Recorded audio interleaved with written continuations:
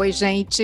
E aí, como você está? Você já parou para pensar hoje em como está a sua saúde mental? Olha, para a Organização Mundial da Saúde, a saúde mental é um estado de bem-estar no qual o indivíduo é capaz de usar as suas próprias habilidades, recuperar-se do estresse rotineiro, ser produtivo e contribuir com a sua comunidade. Mas a OMS também aponta que mais de 1 bilhão de pessoas sofrem com algum tipo de problema de saúde mental. Uma realidade que, aliás, foi agravada pela pandemia de Covid-19. O Papo Saúde volta a esse tema para conversar sobre os desafios, nesse momento em que nós retornamos praticamente todos ao convívio presencial, seja no trabalho, na escola e nos eventos sociais.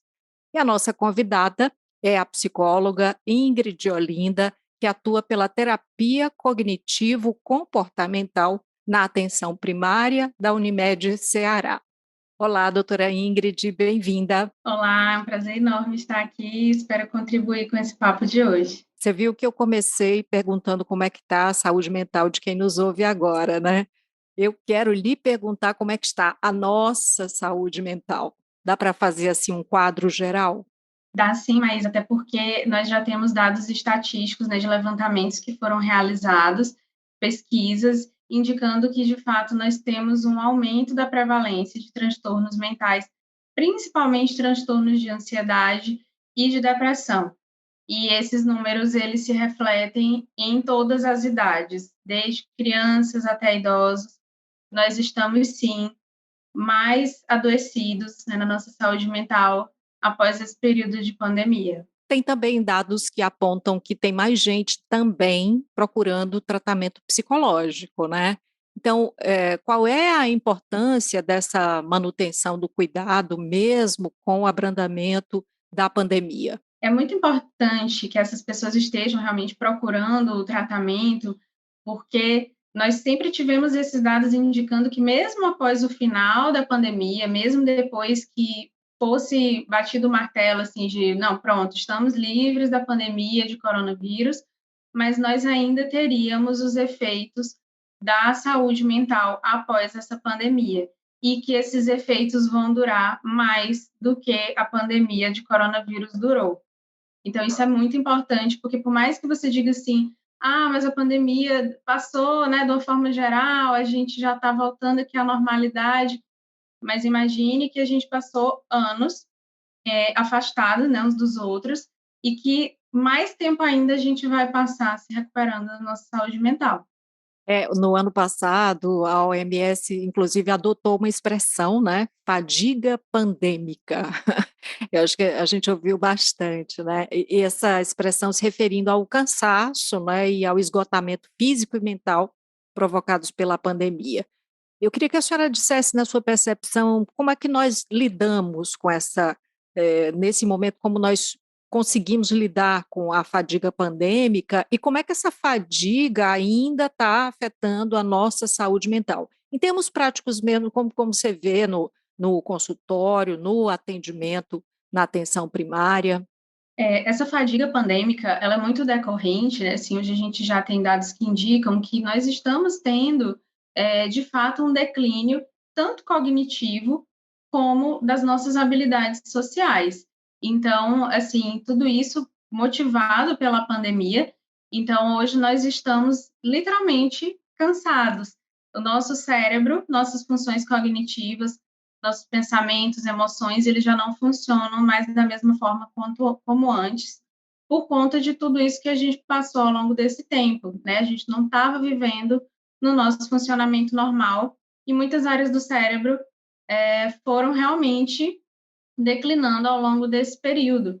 E hoje eu vejo muito isso, né, em todos os meus atendimentos, de como as pessoas estão afetadas, mesmo aquelas que não desenvolveram nenhum tipo de transtorno mental, mas as pessoas estão tendo mais dificuldade de memória, estão sentindo mais fadiga, estão tendo mais dificuldade de seguir com suas atividades que antes eram normais, né, da sua rotina.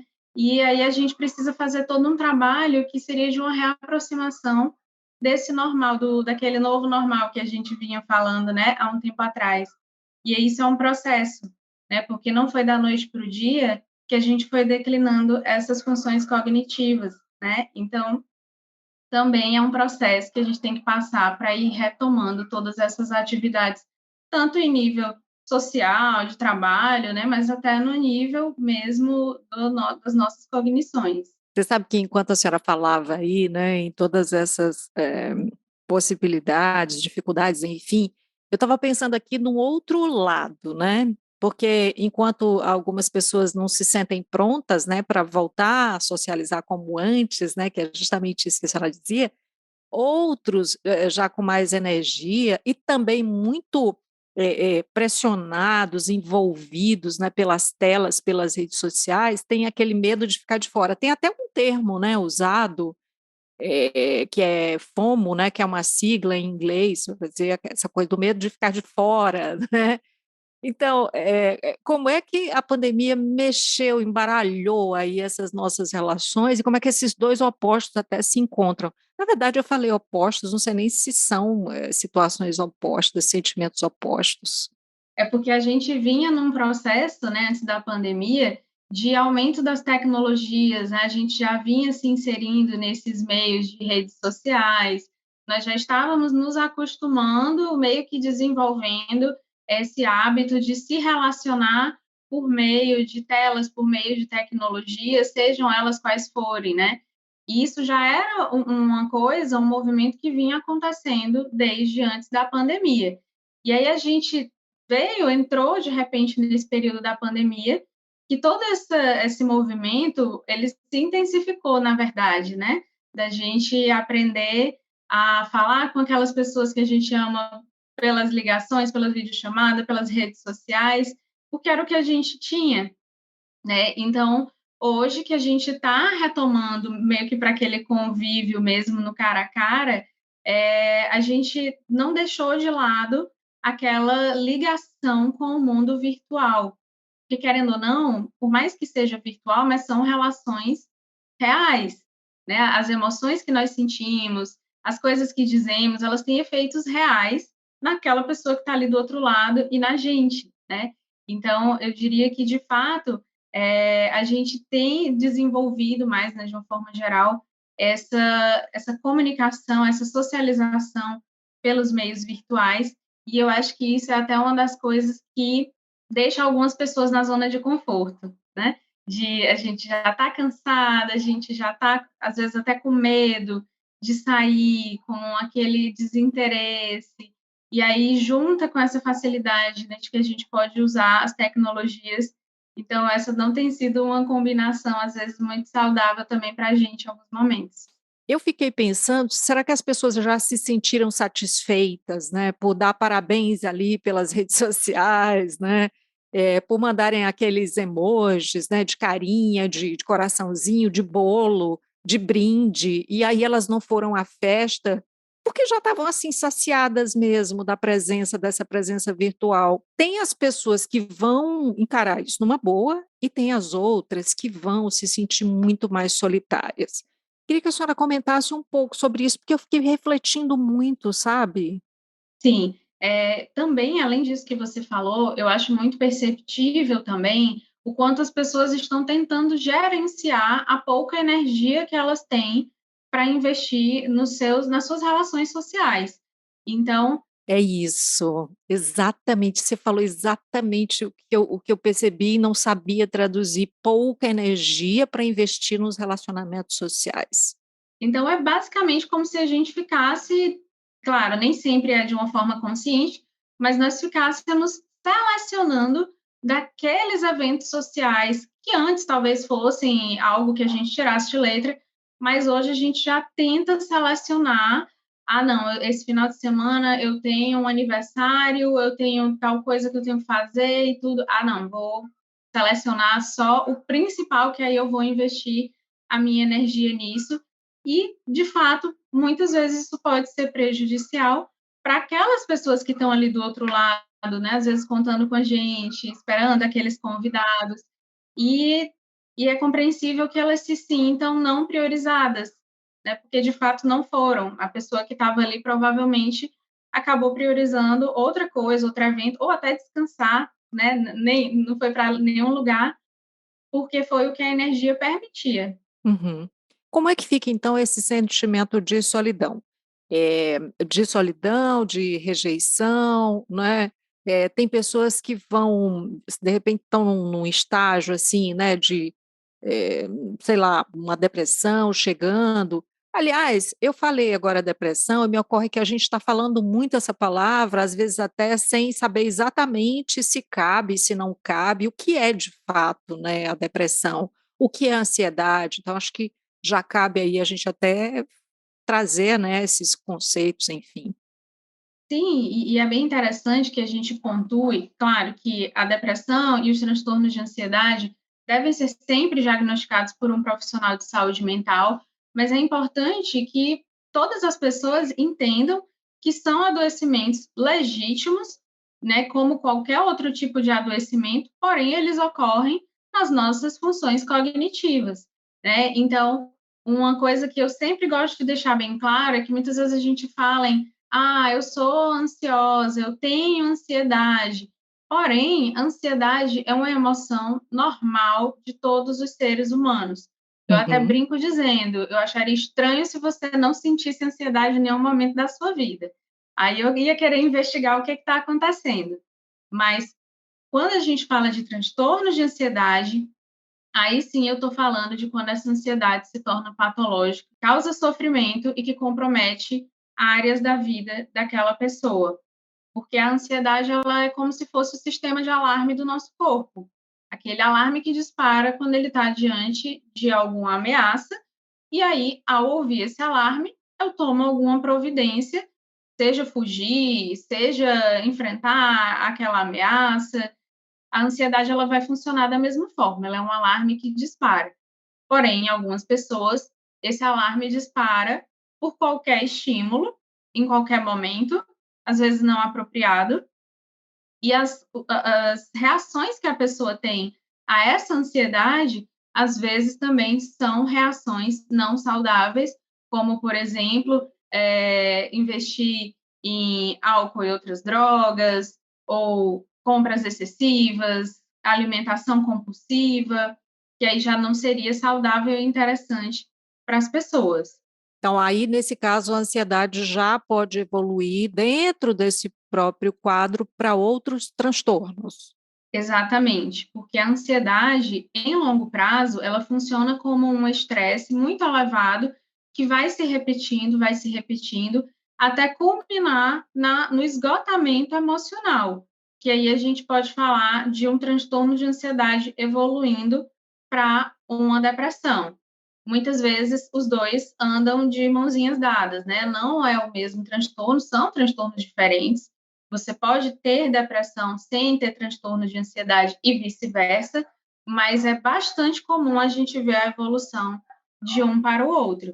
E aí, na depressão, a gente já está falando de um quadro realmente de esgotamento, não necessariamente de tristeza. A depressão ela pode ser caracterizada como uma tristeza, mas ela também pode ser caracterizada como uma falta de prazer ou interesse em atividades que antes seriam normais àquela pessoa. Tem, assim, quem consiga ao longo da vida, não ter nenhum, desequilíbrio, assim, né, das emoções, porque a gente falava ainda há pouco do aniversariante que não recebeu os convidados, que os convidados não foram, mas aí tem gente que vai lidar com isso de boa, fazer essa avaliação que a senhora fez, né. Ah, vai ver, eles tinham também outras coisas, mas aí já me deram felicitações, né, a gente vai se encontrar na semana, e aí consegue equilibrar isso, né. E tem aquelas outras pessoas que vão se afundar naquela tristeza e dizer: "Poxa, ninguém está me dando atenção, né, eu não importo para essas pessoas". E é isso que eu fico pensando, tem quem cruze a vida, assim, sem passar por esses desequilíbrios, sem ter transtornos com a saúde mental? Eu gosto muito de dizer que o equilíbrio ele não é estático, ele é dinâmico. Então, isso significa que as nossas emoções, o nosso humor, ele não é uma linha reta que você acorda todos os dias com aquele mesmo humor e você vai se sentir assim durante todos os dias da sua vida. até porque é normal que nós tenhamos reações emocionais a diferentes estímulos. Então, é impossível eu passar pela vida inteira sem passar por crises, porque a vida é uma sucessão de crises. Crescer é uma crise, sair da casa dos pais é uma crise, entrar na faculdade é uma crise. Às vezes, até receber uma promoção e casar podem ser crises, porque significam que eu vou ter que me adaptar a um novo roteiro, a uma nova rotina, a uma nova vida. Então, a gente está sempre pulando de uma crise para outra. A diferença é que, muitas vezes, nas pessoas que vão ter um enfrentamento mais saudável, é que elas vão entender exatamente como as crises, como elas são, crises, né? Eu estou aqui diante dessa situação desafiadora, mas eu entendo que eu tenho capacidade, eu tenho apoio, está sendo difícil agora, mas eu vou acionar todas as minhas estratégias possíveis para enfrentar esse momento difícil e eu saio lá do outro lado dessa crise relativamente intacta. Há algumas pessoas que têm uma tendência a sempre enxergar o lado negativo das coisas, a procurar o que tem de errado, a sempre esperar o pior das coisas, ou de se ver sempre como vítimas, nunca como responsáveis pelas próprias ações. Essas pessoas estão um pouco mais vulneráveis a afundar no momento que elas passam por alguma crise. Pois é, e de repente, se ela percebe, né, que, tem alguma coisa errada, como é que ela deve fazer? Assim, quando se deve procurar ajuda e qual profissional procurar primeiro? Eu gosto de dizer que o quanto antes a gente procurar ajuda é melhor, porque na pior das hipóteses o profissional vai olhar para você e vai dizer que ele acredita que está tudo bem, que você pode ir para casa, que não precisa fazer o acompanhamento e fica tudo bem. Mas se você percebe que existe algum sofrimento ali, né, e você pode observar a nível de pensamento, a nível de emoção e a nível de comportamento. Então, se eu percebo, por exemplo, que os meus pensamentos me causam sofrimento, que eu imagino situações catastróficas, ou que eu tenho pensamentos repetitivos, acelerados, que me causam sofrimento, ou a nível de emoções, eu tenho emoções intensas, que eu sinto que eu não consigo lidar com elas, que eu me sinto fora de controle, ou a nível de comportamento, eu sinto que em determinadas situações eu ajo de forma não adequada, de forma prejudicial ou para mim ou para os outros.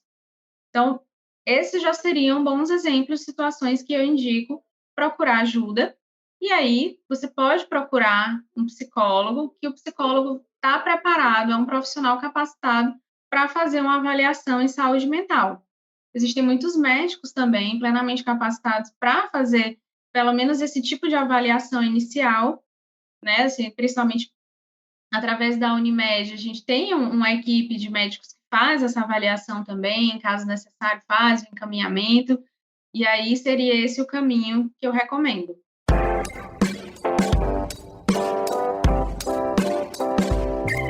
Como é que é feito esse diagnóstico das doenças relacionadas à saúde mental? Bom, a senhora falando há pouco, né, dá para a gente imaginar mais ou menos que se a própria pessoa percebe esses sinais, ela está pronta para dizer para o profissional, né? Mas em muitos casos ela nem percebe, né? Às vezes ela é levada por alguém, né? Inclusive, já é uma outra pergunta também, como as pessoas que estão no entorno podem ajudar. Mas vamos por aí. Pelo diagnóstico, como é que o profissional faz o diagnóstico? As pessoas procuram ajuda com diferentes níveis de compreensão sobre o que elas têm. Eu recebo desde aquele paciente que já chega assim, doutora, eu estou achando que eu estou com sinais de depressão, já sabe assim até o possível diagnóstico, né? Já chega, pode estar totalmente errado, né? Mas que ele já chega até com a suspeita do que ele tenha.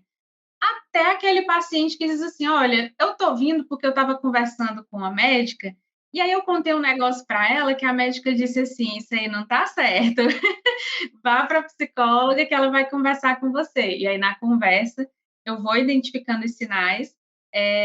Na psicologia, na medicina, né, voltado para a saúde mental, a gente trabalha com manuais diagnósticos. Então, existe uma série de critérios que o profissional deve avaliar junto àquele paciente, né, se ele tem determinados sintomas que satisfazem os critérios para determinados transtornos mentais. Então, é feito toda uma entrevista, uma avaliação, em casos que é necessário, né, que o profissional vê necessidade, a gente pode conversar também com familiares ou com colegas de trabalho, tudo isso para juntar informações suficientes para chegar nesse diagnóstico final. Tá. Eh, Tem uma questão que a senhora fala transtorno mental, né, e eu sou de uma geração que ainda teve que lidar com muito cuidado com isso, né. Eu acho que hoje já se fala muito mais livremente, né, que está fazendo o tratamento, tomando medicação, né, lutando pela própria vida em muitos casos, né. Mas tem um estigma ainda, né, quando você fala transtorno mental, inclusive tinha uma forma de se referir às pessoas "loucas", entre aspas, né, dizendo que elas eram mental. Só isso, mental, né, no Ceará a gente sabe que é como que um xingamento, "vai mental", né. Então, eu queria também ouvir da senhora um pouco desse estigma, como é que está hoje? Hoje eu fico feliz de ver que muita coisa já está sendo modificada, muitas pessoas já estão se abrindo para isso, principalmente pelo aumento da incidência de transtornos mentais na pandemia, muitas pessoas têm procurado se informar, têm procurado conhecer melhor sobre isso, mas eu noto sim que ainda existe um pouco daquele tabu, porque existe aquela crença de que o transtorno mental, ele pode ser digamos assim, resolvido sozinho.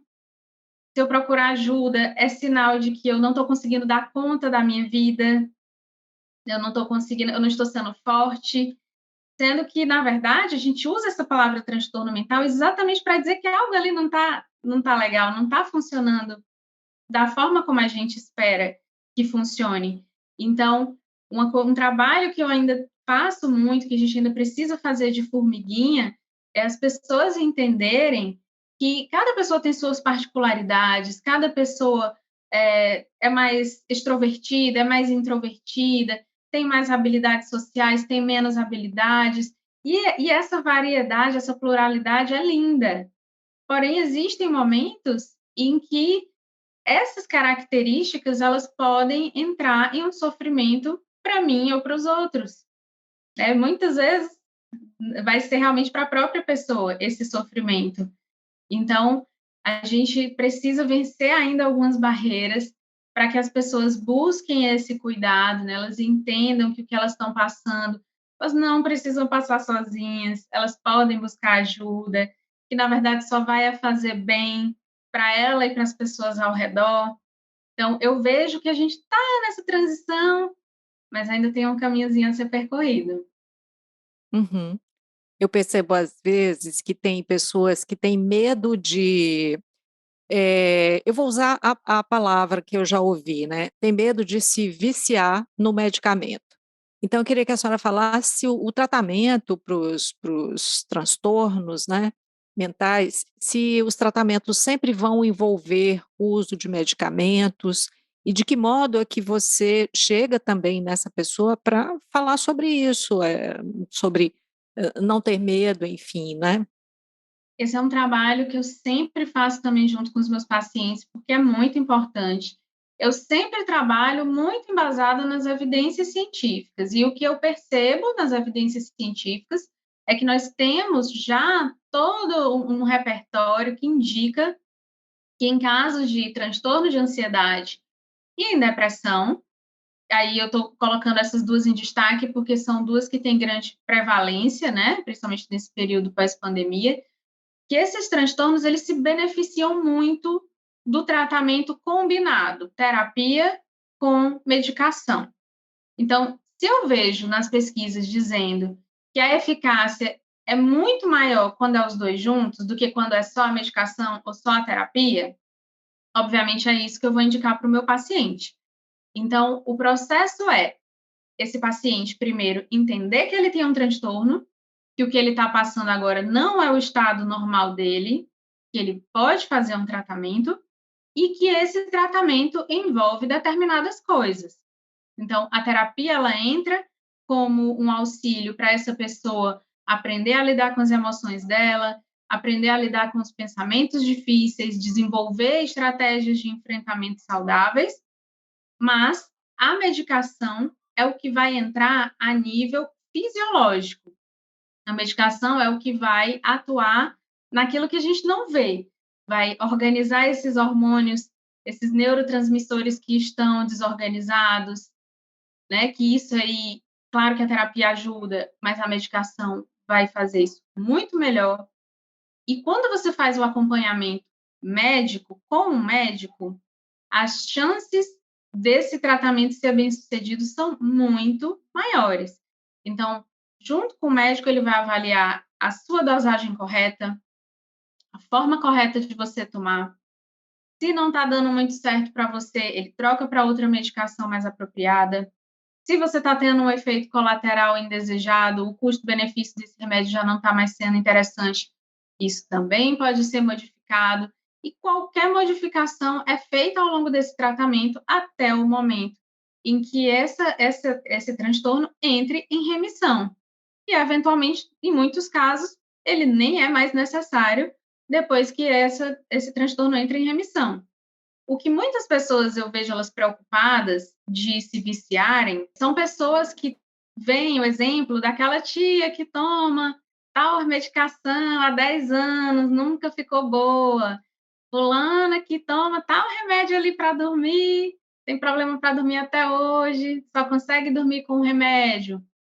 Pode investigar, são pessoas que não fazem o tratamento da terapia conjunto e muitas vezes tomam a medicação por conta própria. Aquela velha coisa do: "Ah, essa medicação foi a minha mãe que deu, aí eu tomo", e não tem nenhum acompanhamento médico por trás. Então, se eu não tenho um acompanhamento médico, eu estou fazendo por conta própria, as chances de darem errado são bem mais altas. Infelizmente, essa coisa de automedicação ainda é muito presente entre nós, né, a gente tem chamado atenção para isso aqui. Olha, doutora Ingrid, como é que tem que agir, né, quem está do lado dessas pessoas? Porque às vezes você percebe, né, um nível de sofrimento na pessoa que ela ainda não está percebendo. E muitas vezes também a relação entre você e aquela pessoa fica difícil, não é? E você se sente assim, impotente, tipo, eu não estou conseguindo mais ajudar. Então, como fazer? Uma coisa que eu aprendi ao longo dos meus anos de experiência como psicóloga foi que a pessoa que está em negação, na verdade, ela primeiro precisa ser acolhida e se sentir confortável para que ela possa se abrir para a verdade. A negação, ela nada mais é do que um mecanismo de defesa da nossa mente para coisas que eu julgo que eu não vou ter a capacidade de lidar. Então, se eu estou passando por um sofrimento, alguma situação difícil, um adoecimento mental, e que isso está me desgastando muito, e aí a minha mente faz essa análise inconsciente e acha que eu não vou ter capacidade de lidar com essa informação, eu entro na negação. Eu fico, não, tá tudo bem, tá tudo certo, isso aqui não tem problema nenhum, tarará. Então, melhor do que você confrontar essa pessoa com a verdade, de informar, às vezes você faz isso na boa vontade, né, de mostrar: "Olha, fulana, será que isso que você tem não é depressão? Olha aqui, eu pesquisei sobre isso". Essa pessoa vai se fechar mais ainda, porque ela está em negação. O que que eu faço então, Ingrid? Muitas vezes é interessante a gente mostrar que essa pessoa não está sozinha, que ela tem apoio, que o que quer que aconteça, você está ali com ela. Então isso envolve, sim, uma paciência, uma aceitação que é difícil, mas que a gente vê muito mais frutos quando eu escuto mais do que eu falo, quando eu deixo essa pessoa se expressar e ao invés de eu tentar imediatamente barrar o que ela está dizendo, eu dizer: "Realmente, eu estou entendendo, faz sentido isso que você está dizendo, porque você falou que está preocupada com tal coisa, então faz sentido que você esteja se sentindo assim. Então, não significa que eu vou concordar, que eu vou dizer: "É, tem razão, a sua vida está horrível", mas eu vou mostrar para aquela pessoa que eu entendo por que que ela está naquele sofrimento e que eu estou aqui com ela. Essa pessoa vai ficar muito mais segura e confortável para enfrentar a verdade e finalmente procurar ajuda. Eu acho que não é tão simples, né? Mas é uma forma de contribuir positivamente, né, com a saúde mental do outro. Agora, para a gente finalizar, queria que a senhora deixasse aqui para os nossos ouvintes, amigos, amigas, né, toques, né, de quais são os principais hábitos que contribuem para a nossa saúde mental. São várias. E eu acho interessante, né, à medida que quem for ouvindo vá observando, assim, quais são desses hábitos que você não coloca em prática e de repente você pode colocar, que você pode se organizar. Então, eu começaria dizendo que ter hobbies e praticar um lazer ativo é uma excelente forma. Quando eu falo em lazer ativo, eu estou querendo dizer atividades que exijam que você faça alguma ação. Por exemplo, fazer jardinagem, culinária, jogar algum jogo, fazer coisas que impliquem numa ação. Seria esse lazer ativo, ter um hobby, tocar um instrumento, cantar, dançar. É uma excelente forma da gente promover saúde. A maioria das pessoas com quem eu falo não tem rotina de lazer ativo, não tem hobbies. E aí isso pode ser uma fragilidade. É importante a gente investir também na nossa qualidade de vida. Coisas básicas como dormir bem, se alimentar bem, ter boa higiene, ter esse autocuidado, entrar em contato com a natureza, seja por meio de imagens, ir até uma praia, ir dar uma volta num parque, também promove saúde mental. Promover vínculos sociais significativos. O que é que eu quero dizer? Aqueles vínculos sociais que fazem bem para a gente, que tem uma conexão real entre eu e aquela pessoa.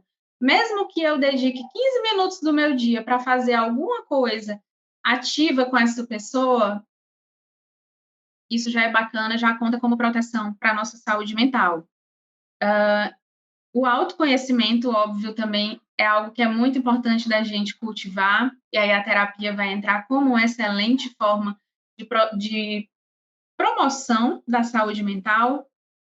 A busca pelo aprendizado, a gente está sempre aprendendo coisas novas, estudando uma língua nova, pesquisando um assunto que é interessante para a gente. A espiritualidade positiva, quando eu falo espiritualidade, que fique claro, eu não estou falando necessariamente sobre você seguir uma religião, mas você entrar em contato com aquilo que é sagrado para você, em que você acredita e que dá sentido para a sua vida. É muito importante da gente ter uma rotina espiritual, a gente buscar sempre promover a nossa autonomia, promover coisas que dão sentido para a minha vida, e, além de tudo isso que eu falei, um excelente aliado da saúde mental é a atividade física. E muita gente torce o nariz quando a gente fala isso, mas a atividade física ajuda a liberar os neurotransmissores certinhos que a gente precisa para promover mais saúde mental. Você sabe que eu anotei, né? Eu vou eu vou até repetir, que de repente vai que eu esqueci alguma coisa, que eu fui digitando muito rápido enquanto você falava, olha. Então, algumas sugestões, né, de hábitos que podem contribuir para a nossa saúde mental. Ter um hobby e uma rotina de lazer ativo, investir no sono, na alimentação, na higiene, no autocuidado. Ter contato com a natureza, ter vínculos sociais significativos, cultivar o autoconhecimento, fazer terapia nesse caso, estar sempre em busca do aprendizado, ter espiritualidade positiva, buscar autonomia e coisas que dão sentido para a vida e praticar atividade física. Esqueci algo? Não, exatamente isso, perfeito. Muito bom. Não necessariamente nessa ordem, né. E de repente o que é possível, né, porque às vezes não é possível tudo, né, então de repente ir criando condições para que alguns desses hábitos entrem na rotina, não é. Começar.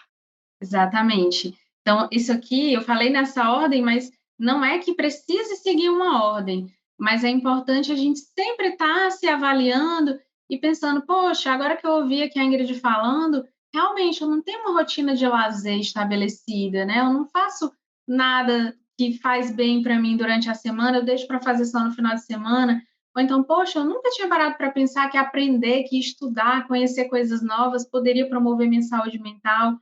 Então, a minha sugestão é que cada pessoa que está ouvindo pegue essas sugestões e pense agora, hoje, qual dessas dicas que eu posso já tentar colocar, iniciar na minha vida. Muito bom. Doutora Ingrid Olinda, muito obrigada por esse papo aqui com a gente, tá? Eu que agradeço pela oportunidade, espero ter contribuído e estou aqui à disposição sempre que quiserem. Muito bom, gente. E assim nós chegamos ao final do episódio de hoje do Papo Saúde. Eu lembro que o episódio foi gravado de forma remota e lembro também que você pode nos acompanhar sempre pela sua plataforma de streaming favorita. Se você está no Spotify, você aproveita para classificar o Papo Saúde, dá 5 estrelinhas para a gente. Compartilha, não é? Manda para mais gente que você acha que pode sim se beneficiar, por exemplo, com essas sugestões. Você pode ainda se inscrever no nosso canal do YouTube. Assim você passa a receber notificação sempre que tiver episódio novo por aqui. Cuidar de você, esse é o plano. Você pode entrar em contato com a Unimed Ceará pelos perfis oficiais no Instagram e Facebook ou pelo site acessando www.unimedceara.com.br. Esse podcast é desenvolvido pela Leme Digital. Até a próxima. Saúde!